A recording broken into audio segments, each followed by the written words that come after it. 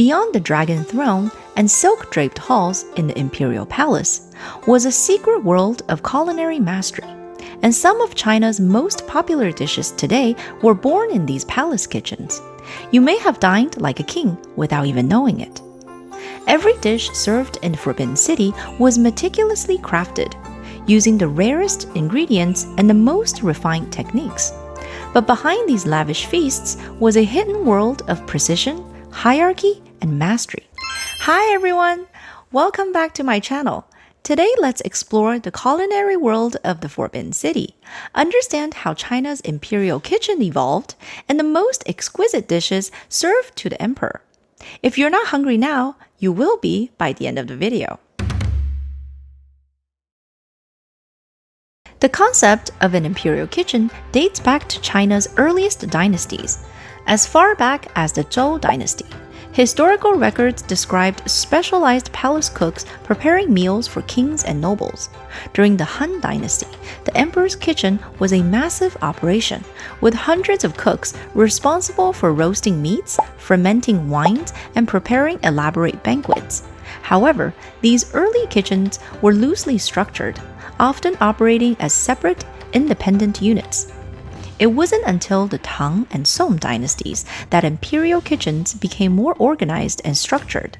Palace kitchens were divided into departments specializing in different types of cuisine, including grilled meats, pastries, and medicinal broth. However, there was still no single governing body. Multiple departments reported separately to palace officials, making food preparation an elaborate but uncoordinated effort. While earlier dynasties had established structured kitchen hierarchies, they remained fragmented, with different departments operating independently. It was not until the Ming dynasty that a single institution, the Yushanfang, or imperial kitchen, unified imperial food production into a fully centralized system. Located deep within the Forbidden City, the Yushanfang became the most centralized and systematically regulated culinary institution in Chinese history, refining practices that had evolved over centuries. This system continued to evolve under the Qing dynasty, refining its structure and security measures. The imperial kitchen centralized all food preparation, creating a streamlined and highly regulated operation. Strict security measures were implemented, including multiple ingredient inspections and official food tasters, who ensured that every meal was safe for the emperor to consume.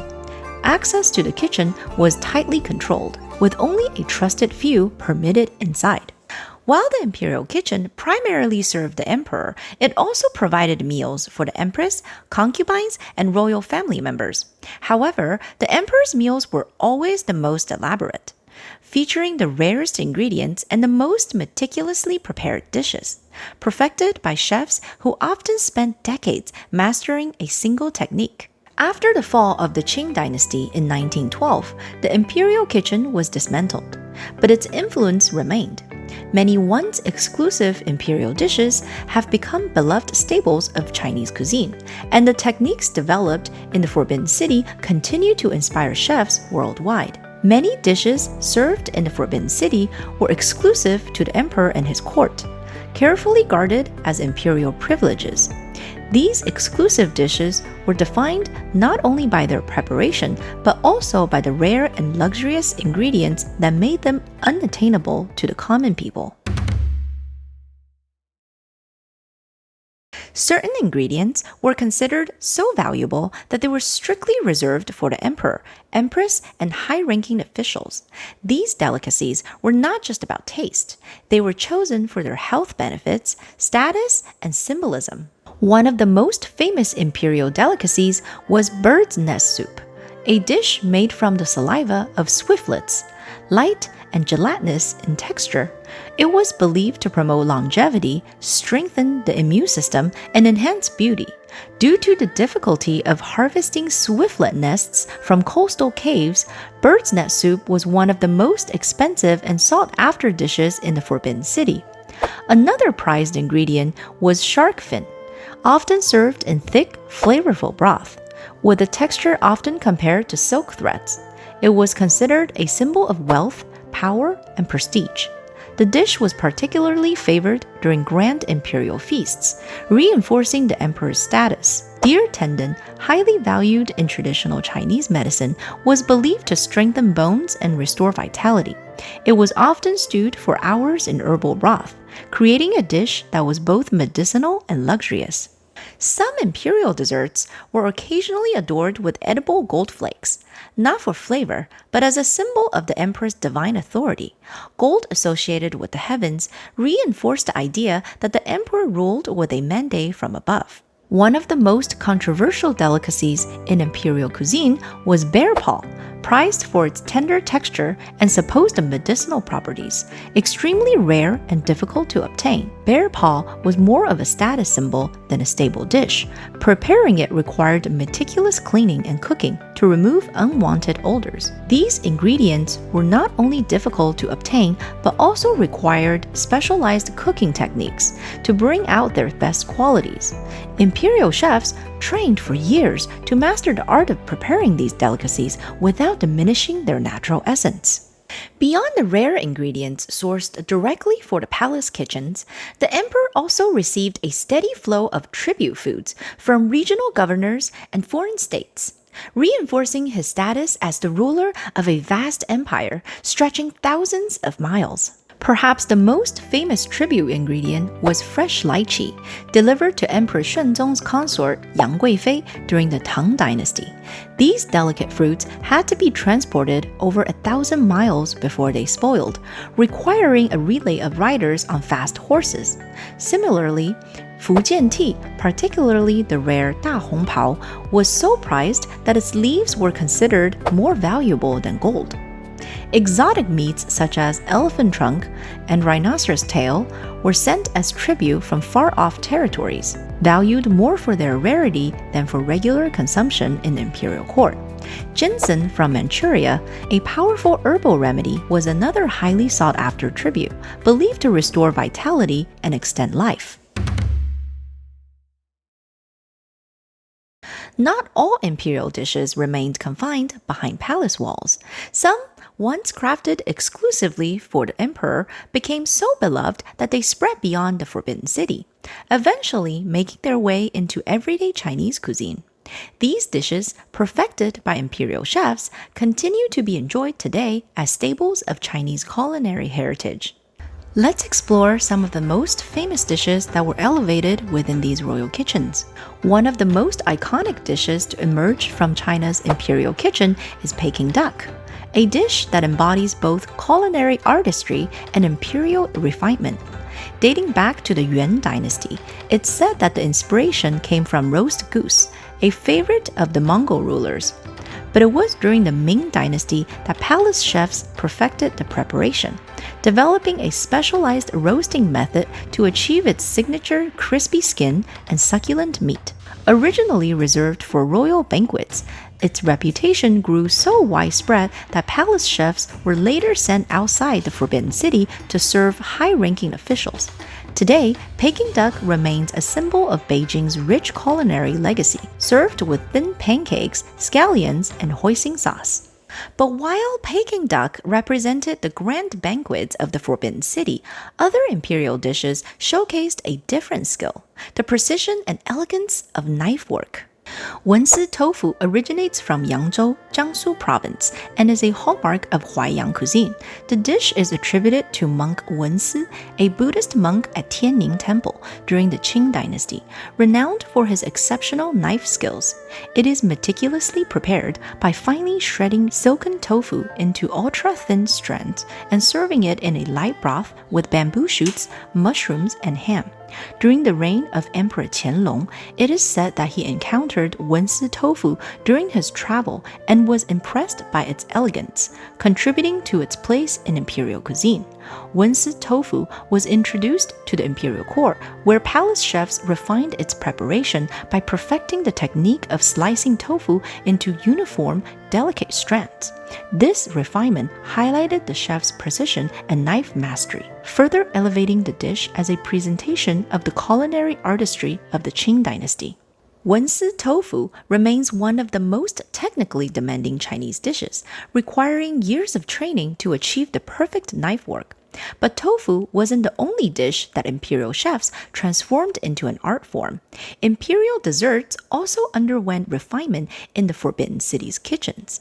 While many imperial dishes feature rich meats and savory broth, some were designed for lightness and refreshment, especially in the hot summer months. One such dish was almond tofu, a delicate dessert that became a refined specialty in the Qing dynasty's imperial court. Despite its name, almond tofu isn't actually tofu. It's a silky, jelly-like pudding made from almond milk, agar, and sugar. Though its origin traced back to traditional Chinese medicine and folk cuisine, it was during the Qing dynasty that palace chefs refined the dish, perfecting its smooth texture and delicate sweetness to suit the imperial palate. Served at lavish banquets, including the Manhan Imperial Feast, almond tofu became a cooling summer delicacy enjoyed by the imperial family.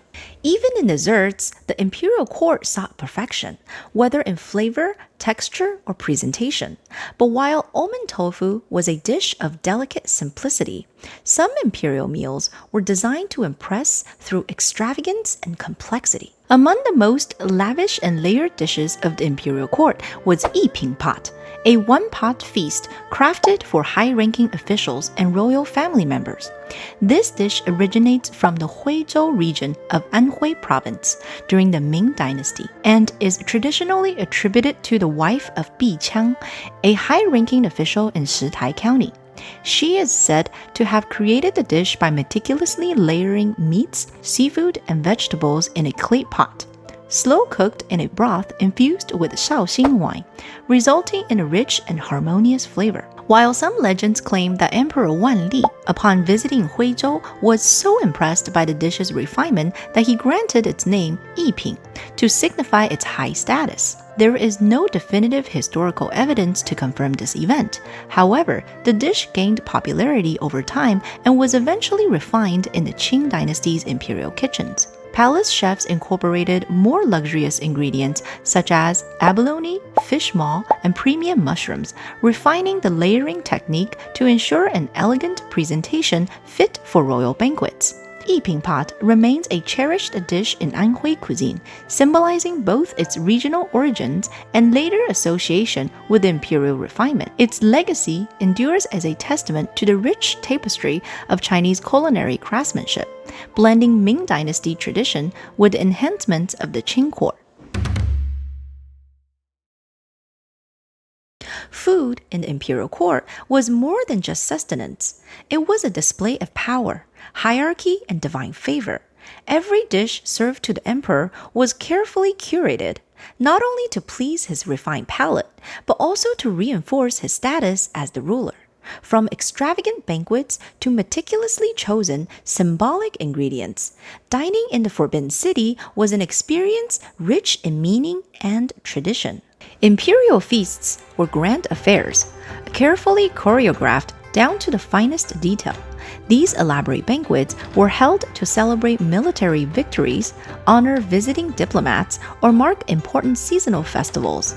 They took place in lavish palace halls, where the seating arrangement and presentation of dishes followed a strict order determined by ranking. The emperor sat at the center, with the most luxurious delicacies placed before him, while officials and nobles received meals of decreasing extravagance the further they were seated from the ruler. Presentation was an art in itself. Servants dressed in ornate ceremonial robes moved with synchronized precision, ensuring that each dish was offered in the utmost reverence. Every movement was deliberate, every gesture carefully controlled, reflecting the rigid structure of the imperial court. Before the emperor could take a bite, an official food taster sampled each dish, safeguarding against any attempt at poisoning, a constant concern in the treacherous world of palace politics. Beyond ceremony, the food itself carried deep symbolic meaning. Many dishes were designed not just to nourish, but to represent power, prosperity, and longevity. Among them, the revered dragon and phoenix soup symbolized the emperor and empress. Crafted from snake, to represent the mighty dragon and chicken to embody the graceful phoenix. This dish was served to reinforce harmony and balance in the imperial household. Another staple of imperial celebration was longevity noodles, long, uncut strands served on birthdays and special occasions to signify a long and prosperous life. The golden suckling pig, its glistening roasted skin in a deep golden hue, was often the centerpiece of a feast, representing purity, abundance, and the prosperity of the empire. Even the colors of the food were significant. Yellow and gold, shades closely associated with imperial power, were favored at the emperor's table, while dark-colored dishes were often avoided, as black was considered inauspicious. Every element of imperial dining was steeped in meaning, reinforcing the emperor's celestial authority. The grandeur of the imperial court was also reflected in its seasonal feasts, which aligned with the cycles of nature and followed the principles of traditional Chinese medicine. Food was believed to balance the body's energy, with different ingredients consumed depending on the time of the year. During the Lunar New Year feast, the most significant celebration of the year, the imperial table was filled with auspicious dishes meant to bring good fortune. Fish, symbolizing abundance, was always served whole, while dumplings resembling ancient gold ingots represented prosperity. Glutinous rice cakes, known as niangao, were another essential dish, eaten with the belief that they would bring success and advancement in the coming year. As the coldest time of the year approached, the winter solstice feast marked the rebirth of yang energy, bringing warmth and balance back into the world. To combat the harsh winter, the court enjoyed hearty, nourishing dishes such as lamb stew and herbal broth, believed to fortify the body and sustain the emperor's health. Sticky rice dumplings, or tangyuan, round and smooth, symbolized family unity and harmony, making them a staple of the season. With the arrival of autumn, the Mid-Autumn Festival banquet celebrated the full moon, a symbol of unity and perfection. The emperor was presented with mooncakes, filled with lotus seed paste and salted egg yolk to resemble the glowing full moon.